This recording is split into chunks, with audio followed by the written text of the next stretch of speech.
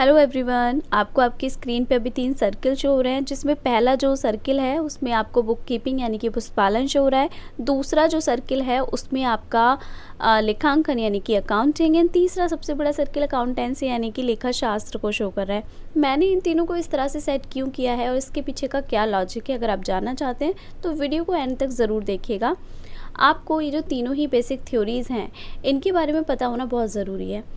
अभी recently TGT commerce का exam हुआ था, तो इसी 2021 में जो टीजीटी का एग्ज़ाम हुआ है उसमें इस बेसिक थ्योरी में से कम 9 से 10 क्वेश्चन सेट हुए और वो सारे क्वेश्चंस मैं आपको जब ये टॉपिक क्लियर करा दूंगी वो एमसीक्यू के हम सॉल्व करेंगे और अदर इम्पोर्टेंट क्वेश्चंस भी हम एमसीक्यू इस टॉपिक से रिलेटेड सॉल्व करने वाले हैं। ठीक है, तो इस चैनल पे बने रहिएगा, वीडियो को एंड तक ज़रूर देखिएगा। तो सबसे पहले हम स्टार्ट करते हैं पुस्तपालन से। अब आपको आपकी स्क्रीन पे दिख रहा है पुस्तपालन अथवा बही खाते का अर्थ यानी कि मीनिंग ऑफ बुक कीपिंग। चलिए इसको रीड कर लेते हैं, देखते हैं बुक कीपिंग का मीनिंग क्या होता है। सबसे पहला की पॉइंट यहीं पे पहली लाइन में है, पुस्तपालन वह कला और विज्ञान है। तो बुक कीपिंग जो है कला और विज्ञान होता है, दोनों ही। ठीक है, जिसके अनुसार व्यक्ति, संस्था, फर्म, कंपनी आदि के द्वारा विभिन्न व्यापारिक लेन देनों का मौद्रिक रूप में लेखा पूर्व निर्धारित पुस्तकों में निश्चित प्रणाली के आधार पर नियमानुसार और नियमित रूप से किया जाता है, जिससे कि आवश्यकता अनुसार संबंधित तथ्यों की यथा समय उचित जानकारी सहज ही प्राप्त की जा सके। तो देखिए दूसरा की पॉइंट आपको याद रखना है, केवल यहाँ पे मौद्रिक रूप में जिनको डिफाइन किया जा सके उन्हीं का लेखा करते हैं। एक तो नियम अनुसार होता है, नियमित होता है। नियमित का मतलब है डेली बेसिस पे होती है, आपकी बुक कीपिंग में जो एंट्रीज होती हैं वो डेली बेसिस पे होती हैं। ये क्वेश्चन भी पूछा जा चुका है। इसके बाद में लास्ट वाली जो लाइन है, देखिए ये केवल नॉलेज देता है, यानी कि उचित जानकारी आपको इससे प्राप्त होती है। कोई पर्टिकुलर आप डिसीजन पे नहीं पहुंच जाते हो, ये केवल एक जानकारी देता है कि क्या क्या ट्रांजेक्शन्स हुए हैं। ओके, और हाँ, पुस्तपालन के प्रारंभकर्ता के बारे में तो आप सबको पता ही होगा, आप सबने पढ़ रखा है, लेकिन फिर भी मैं आपको याद दिला दूं कि पुस्तपालन के प्रारंभकर्ता ल्यूकस पेसियोली, जो कि इटली के निवासी थे, इटली के वेनिस नगर से वो बिलोंग करते थे और उन्होंने सबसे पहले इसका यूज़ किया था 1494 में। और इसका यूज़ उन्होंने अपनी एक पुस्तक में किया था जिसका नाम है डी कंप्यूसैट स्क्रिप्चर्स। ठीक है, वो प्रकाशित हुई थी 1494 में, जिसमें इसका सबसे पहले यूज़ किया गया था, पुस्तपालन के बारे में डिफ़ाइन किया गया था। ठीक है, तो ये बुक का नाम याद रखिएगा और राइटर का नाम और ये सन भी याद रखिएगा। चलिए फिर आगे बढ़ते हैं। अब हम पढ़ते हैं पुस्तपालन की आधारभूत विशेषताएं या मूल तत्व यानी कि करेक्टरिस्टिक्स और fundamental elements of book keeping. ये मैंने इसलिए इस वीडियो में ऐड किया है ताकि आपको बुक कीपिंग का मीनिंग और क्लियर हो जाए। तो वन बाय वन हम एक एक पॉइंट को देखना शुरू करते हैं। पहला पॉइंट है हमारा निश्चित नियम। पुस्तपालन में लेखा निश्चित नियमों और निश्चित प्रणाली के आधार पर किया जाता है। जी बिल्कुल सही है। सेकंड पॉइंट है आपका निश्चित पुस्तकों में। बिल्कुल, हम पुस्तपालन में जब लेन देन करते हैं तो उनकी एक अलग अलग पर्टिकुलर बुक होती है। हमने पढ़ा है, मैंने आपको अपनी एक वीडियो है जिसमें बता रखा है डिटेल में कौन कौन सी बुक्स होती हैं। उधार क्रय के लिए होती है परचेज बुक, उधार विक्रय के लिए होती है सेल्स बुक, और नगद में जो भी ट्रांजेक्शन्स होते हैं उसके लिए कैश बुक होती है। जो किसी भी बुक में नहीं जाता उसके लिए एक जनरल प्रॉपर होता है। ठीक है, अगर आपको इसके बारे में डिटेल में जानना है तो मैं वीडियो का लिंक डिस्क्रिप्शन में दे दूँगी, आप वहाँ पे जाके कैश बुक यानी कि जो भी जनरल की रोजनामचे की बुक हैं उनके टाइप्स वो वीडियो देख सकते हैं। इसके बाद में अगला है निश्चित उद्देश्य। हाँ, तो हर एक कोई भी काम करते हैं उसका कोई ना कोई पर्पस ज़रूर होता है।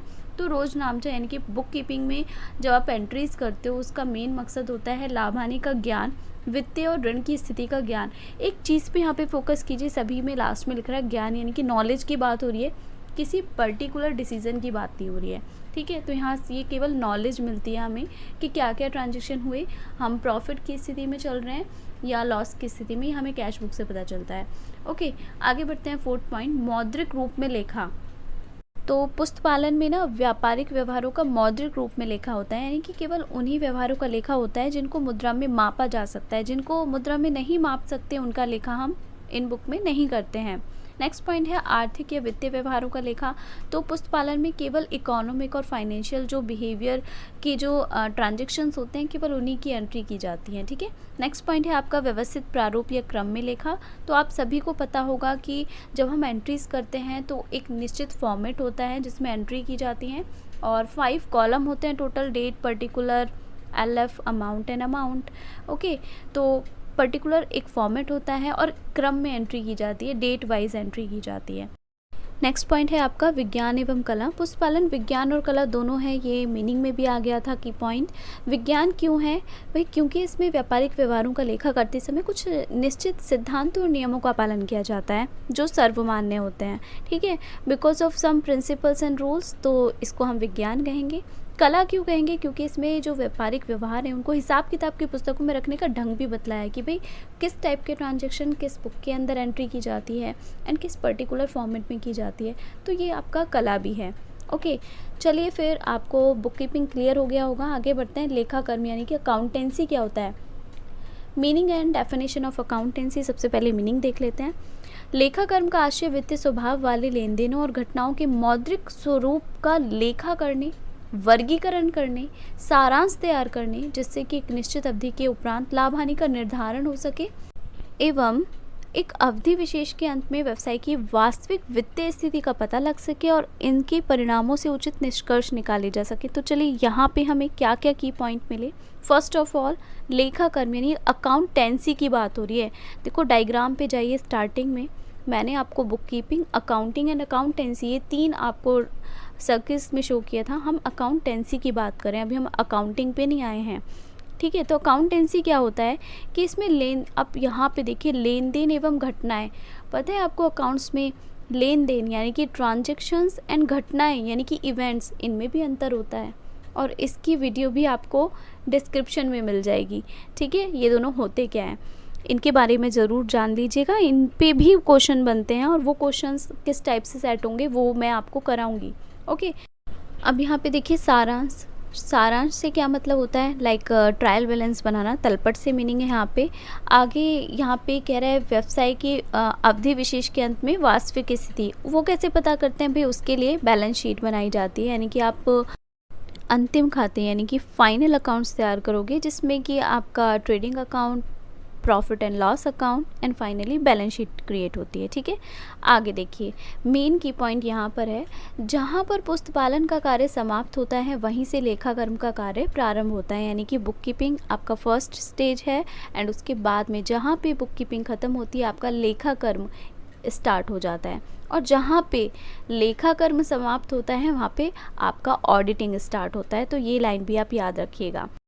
तो हम कह सकते हैं कि जो लेखाकर्म है वो पुस्तपालन का व्यापक रूप है, ठीक है। लेखाकर्म को ही लेखाशास्त्र भी कहते हैं। चलिए फिर आगे बढ़ते हैं। अभी हमने लेखाकर्म का मीनिंग देख लिया, तो देखते हैं इसके अंदर क्या क्या कार्य जो हैं वो इंक्लूड किए जाते हैं। पहला पॉइंट है पुस्तपालन की प्रविष्टियों की जांच। पुस्तपालन का अपना काम हो गया, उसमें जो एंट्रीज होती हैं उनकी यहाँ पे जांच की जाती है। और जांच कैसे करोगे भाई? इसके लिए ट्रायल बैलेंस बनाया जाता है। तो सेकेंड पॉइंट है आपका तलपट तैयार करना, तो ट्रायल बैलेंस बनता है। थर्ड पॉइंट है आपका व्यापार खाता या माल खाता भी बोलते हैं, यानी ट्रेडिंग अकाउंट, लाभ हानि खाता यानी कि profit and loss account and आर्थिक चिट्ठा यानी कि आपका बैलेंस शीट। दैट मीन्स ये आपका फाइनल अकाउंट यहाँ पे क्रिएट किया जाता है। समायोजन के लेखे भी आपके लेखा कर्म में किए जाते हैं, अशुद्धियों के सुधार के लेखे भी इसी में होते हैं, और फाइनली आप परिणामों के निष्कर्ष आप निकाल सकते हो। तो यहाँ पे आपका निष्कर्ष निकालना भी इसी के अंदर आएगा। आई होप अब आपको बुक कीपिंग एंड अकाउंटेंसी का बेसिक मीनिंग तो क्लियर हो गया होगा। एक बार हम इसको क्विक रिवीजन कर लेते हैं इन दोनों के बीच में बेसिक डिफरेंस को देख के, ठीक है। तो अब आपको आपकी स्क्रीन पे ये कुछ अंतर के पॉइंट्स नज़र आ रहे हैं पुस्तपालन और लेखाकर्म में अंतर, इनको हम पढ़ना स्टार्ट करते हैं। पहला पॉइंट है हमारा, यह लेखांकन की प्रथम अवस्था है, क्या? Book keeping. दूसरा, इसमें लेखाकर्म के अंदर लिखा हुआ है लेखांकन की द्वितीय अवस्था है और अंतिम निष्कर्ष तक पहुँचने में सहायक है।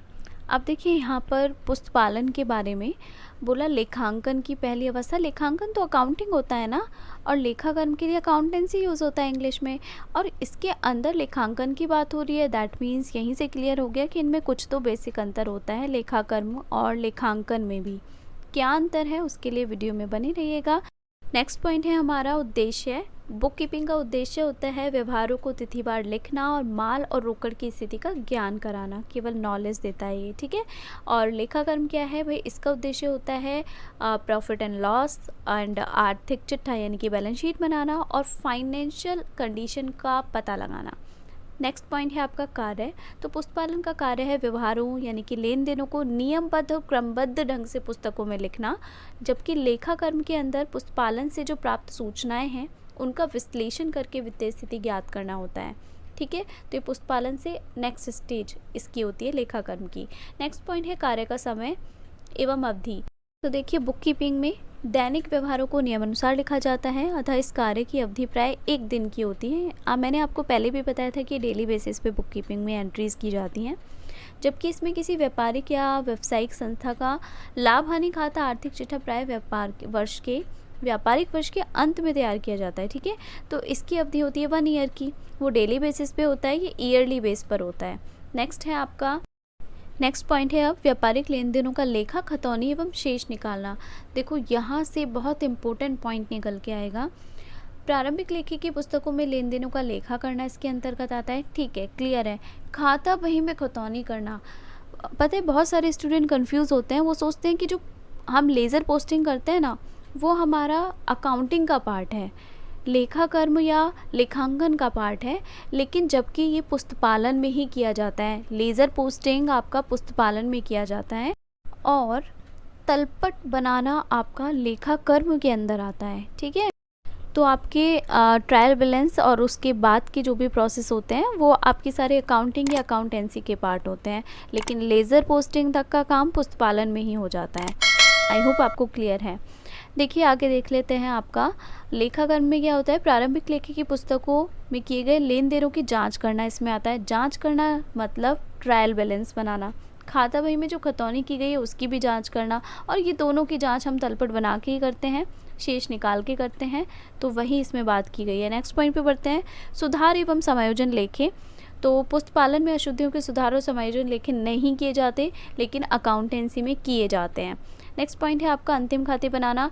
इसमें नहीं बनाया जाता है भाई, और इसमें बनाया जाता है। नेक्स्ट पॉइंट है आपका स्वभाव और विशेष ज्ञान की आवश्यकता। तो मैं आपको बता दूं, ये एक क्वेश्चन बनता है इस पे। आपका जो बुक कीपिंग है वो लिपिकीय काम है।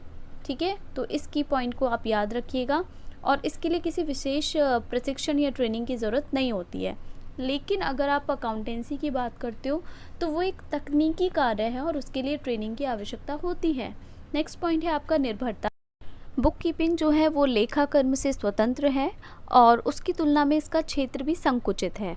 आपको डायग्राम ध्यान होगा, सबसे छोटा मैंने सर्किल बनाया था बुक कीपिंग के लिए। ठीक है, इसके बाद अगर हम बात करें अकाउंटेंसी की तो पूर्णतः पुस्तपालन पर निर्भर, क्योंकि पुस्तपालन जो है वो अकाउंटिंग का फर्स्ट स्टेज है, तो बाकी सारी चीज़ें इस पर डिपेंड होती चली जाती हैं। तो ये अकाउंटिंग के लिए और अकाउंटेंसी के लिए दोनों के लिए एक बेस का काम करता है। तो हम यहाँ पे कह सकते हैं कि जो अकाउंटेंसी है वो पुस्तपालन पर निर्भर है और इसका क्षेत्र पुस्तपालन की तुलना में अधिक व्यापक है। ओके, तो आई होप आपको ये सारे पॉइंट क्लियर हैं, दोनों थ्योरीज क्लियर हैं, पुस्तपालन और लेखाकर्म में क्या मीनिंग है क्लियर हो गया। बट यहाँ पे हम मेन बात पे आते हैं, जो हमारा स्टार्टिंग वाला डायग्राम था उसमें हमने पुस्तपालन, अकाउंटिंग एंड अकाउंटेंसी ये तीनों शो किए थे। वापस से उस डायग्राम को देखिए। इसमें देखिए मैं आपको बता दूं, आपका जो अकाउंटिंग है एंड बुक कीपिंग है ये दोनों इंक्लूड होते हैं अकाउंटेंसी में। इसलिए हम कह सकते हैं कि जो पुस्तपालन है उसका जो स्कोप है, क्षेत्र है, वो संकुचित है, और जो आपका अकाउंटिंग की बात है तो इसका क्षेत्र उससे बड़ा है, और जो आपका अकाउंटेंसी है इसका क्षेत्र इन दोनों से बड़ा है। क्यों? क्योंकि अकाउंटेंसी में पुस्तपालन और आपका लेखांकन दोनों ही इंक्लूड होता है। और अगर हम बात करें कि लेखांकन और लेखाकर्म में क्या अंतर होता है, भाई अकाउंटिंग एंड अकाउंटेंसी इनमें भी कुछ अंतर है। हाँ, तो अंतर होता है, और क्या अंतर होता है उसको मैं अपनी नेक्स्ट वीडियो में डिफ़ाइन करने वाली हूँ। और अपनी आने वाली उस नेक्स्ट वीडियो में हम जितना भी हमने इस टॉपिक को समझा है उनसे रिलेटेड MCQs भी सॉल्व करेंगे, ताकि आप जान सकें कि आपने चीज़ों को कितना समझा है। तो चैनल पे बने रहिएगा। Till then tata bye bye.